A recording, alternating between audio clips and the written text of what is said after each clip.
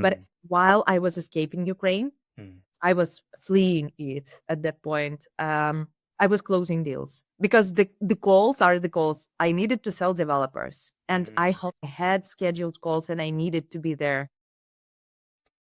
Yes, it was. But at that point, you don't understand that. You don't realize that it's too much. mm, You have the list of tasks, you need to do them, and then you need to pack and go to the next city or to the next country. It's not that you realize all of that. That in a couple of years it hits. But in the mm. moment, Yeah, like there's like just to pause because I just need to compartmentalize this and like just process this like for the audience. So just to kind of like because I want to hear this story. I want our listeners to know kind of like what was this going down. But let's just to kind of like recap this. So this young girl back in the day with a boyfriend like getting a flying agent to buy a phone so you can be in contact with each other.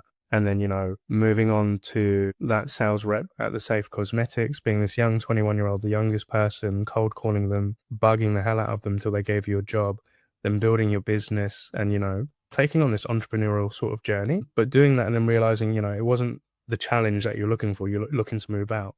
You start speaking to a friend about like sales roles, but then you wanted to get into the IT space. So you join Reply.io, spend some time there. And then, looking forward to the next sort of position and then speaking to your friend and saying, hey, what's sales? And they're saying, oh, we've actually got something coming up. This could be a really good fit. And then you say you wake up one morning and you realize your country is at war. And you ask yourself the question, what do I do? Do I go to work and etc.? You got bombs falling out.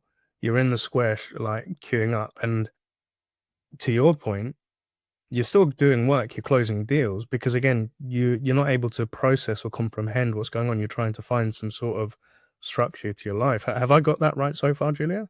yes. Please continue.